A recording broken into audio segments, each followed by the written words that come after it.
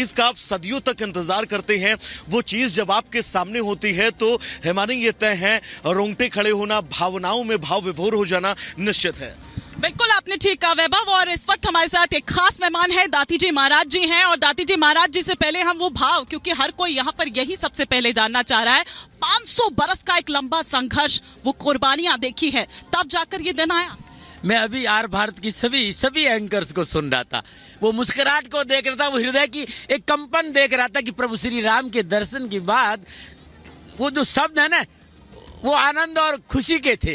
और ऐसे ही आनंद और खुशी का क्षण मेरे साथ है कि मेरे प्रभु राम आ रहे। अयोध्या बदला नहीं, मुझे लगता है अयोध्या त्रेता वाली हो गई है, अद्भुत अयोध्या है और बड़ा आनंद आ रहा, कण कण को छूने का मन कर रहा है और मन प्रफुल्लित है, प्रसन्नित है, आह्लादित है इस दृश्य को देखकर कि सनातन जाग रहा है, सनातन अपनी एक फिजा में खिल रहा है। वास्तव में सनातन को जैसा होना चाहिए, आज सनातन वैसा है। लेकिन उसके बावजूद आप तो त्रेता की बात कर रहे हैं, लेकिन वो ठीक है कि कलयुग में तो हम हैं ही, जिस तरह की परिस्थितियां हैं। लेकिन कुछ लोग ऐसे भी हैं जो बार बार इस तरह से कह रहे हैं कि 22 तारीख को स्पेशली अगर बात करें तो कलयुग की शुरुआत होगी, कोई राम राज्य नहीं। उन लोगों के लिए क्या कहें?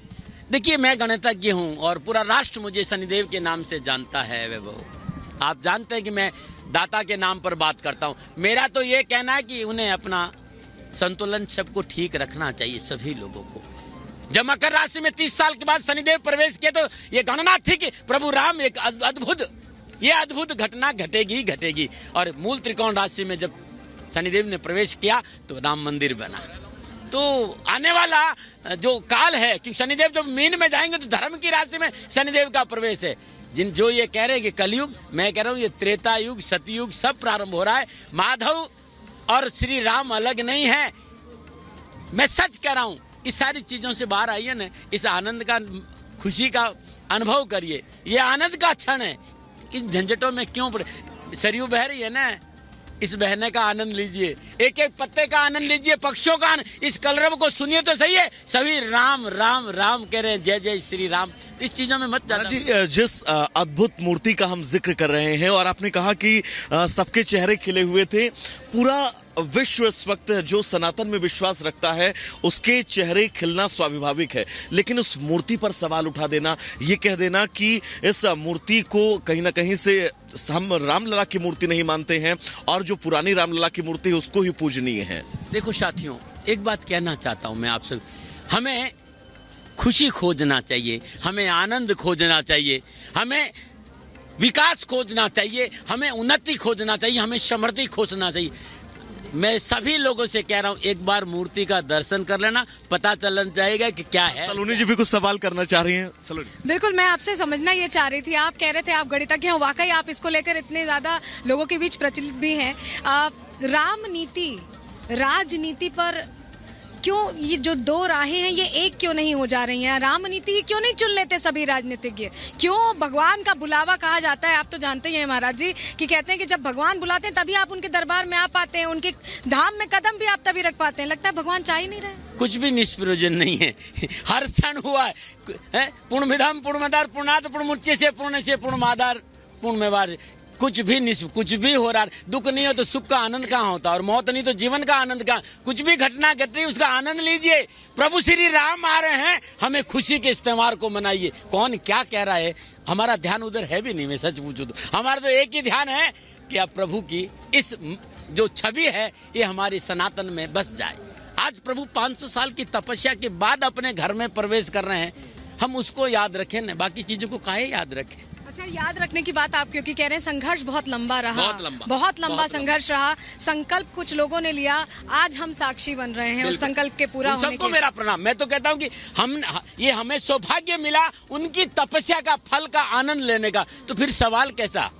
जो लोग सवाल कर रहे हैं उनसे खाली इतना कहना चाहूँ कि ये क्षण आनंद का है और आनंद लीजिए। तो हम वो पीढ़ी हैं सृष्टि जो ये देख पा रहे हैं, और बहुत सारी पीढ़ियों ने संघर्ष किया है। महाराज जी भी इसका जिक्र कर रहे थे। सृष्टि, आपसे इसी से जुड़ा सवाल पूछना चाह रहे हैं। बिल्कुल दाती महाराज, जैसा आपने कहा कि हमें भूल जाना चाहिए कि कोई क्या कह रहा है। इस समय राजनीति से इतर अगर हम अयोध्या में देखें तो इस समय उत्सव है, उमंग है, और हर कोई जिस मूर्ति को लेकर सवाल खड़े कर रहे हैं उस श्यामल प्रतिमा का दर्शन करना चाहता है।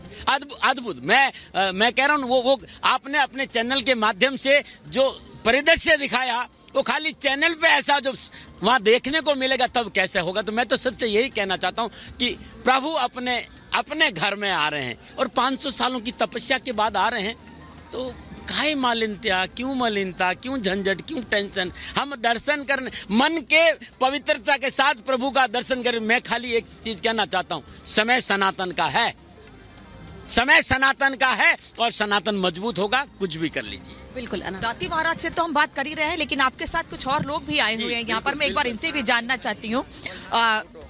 कई कार्यक्रम यहाँ आयोजित किए जा रहे हैं, भगवान राम की बलैया लेने के लिए यहाँ पर लोग पहुंच रहे हैं। आप लोग कैसा महसूस कर रहे हैं अयोध्या आकर, और आप कैसे इसको सेलिब्रेट करने वाले हैं इस मौके? देखो जी, यहाँ आके बहुत आनंद आया।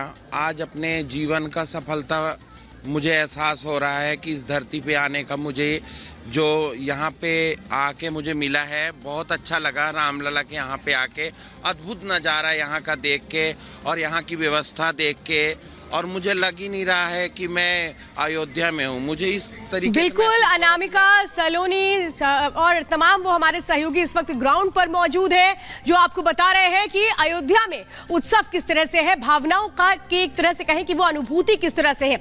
लेकिन इस बीच आपको बताते हैं कि सुरक्षा को लेकर भी कड़े इंतजाम किए गए हैं। अयोध्या को अब एक किले में कैसे परिवर्तित कर दिया गया है, कैसे सुरक्षा के लिहाज से जो कदम उठाए गए हैं वो क्या कुछ कहते हैं, देखिए सलोनी श्रीवास्तव की एक रिपोर्ट। प्राण प्रतिष्ठा कार्यक्रम के लिए दिन पर दिन अयोध्या तैयार हो रही है, और आप ये जो मेरे पीछे बख्तरबंद वाहन देख रहे हैं, ये सुरक्षा के लिहाज से अयोध्या में इस वक्त लता चौक पर तैनात किए गए हैं, और ये पूरी अयोध्या में सुरक्षा इंश्योर करेंगे। सिक्योरिटी लैप्स कहीं ना हो, कहीं कोई गलती की गुंजाइश नहीं है। ऐसे में ये बख्तरबंद वाहन जो एटीएस कमांडोज हैं उनके साथ तैनात नजर आ रहे हैं। और आपकी जहां तक नजर जाएगी, देखिए मेरे विजय अभिषेक आपको वो तस्वीरें दिखा रहे हैं। ये कमांडोज पूरे अयोध्या में एक तरह से सर्वेलांस यहाँ पर सर्वेलांस में रखा गया होगा। और आपको अभिषेक तस्वीरें दिखाएंगे, ड्रोन भी लगातार यहाँ पर मूव कर रहा है। एआई सिक्योरिटी यहाँ पर रखी गई है, और ड्रोन भी पूरे अयोध्या में यहाँ पर एक तरह से गश्त लगा रहा है। कोशिश यही है कि कहीं भी सिक्योरिटी लैप्स ना हो, क्योंकि देखिए जब प्राण प्रतिष्ठा कार्यक्रम का निमंत्रण गया तो तमाम जो वो वीवीआईपीज हैं उनको ये निमंत्रण गया है। प्रधानमंत्री नरेंद्र मोदी भी पहुंचने वाले, एसपीजी पहले ही यहाँ पर सुरक्षा इंश्योर कर रहे हैं। लेकिन अब ये बख्तरबंद वाहन पूरे अयोध्या में गश्त लगाने के लिए तैयार है। एटीएस कमांडोज जो अपनी मुस्तैदी के लिए जाने जाते हैं, अपने स्ट्रिक्ट रूटीन के लिए जाने जाते हैं, और एक तरह से ये सबसे मजबूत फोर्स भी है भारत की, तो इन्हें अब अयोध्या में तैनात कर दिया गया है। और इस वक्त ये लता चौक पर है, और बल्कि पूरे अयोध्या में इनकी गश्त होगी, यानी सुरक्षा हर लिहाज से पुख्ता है। परिंदा भी पर ना मार पाए, इसकी पूरी तैयारी यहाँ अयोध्या में होती नजर आ रही है।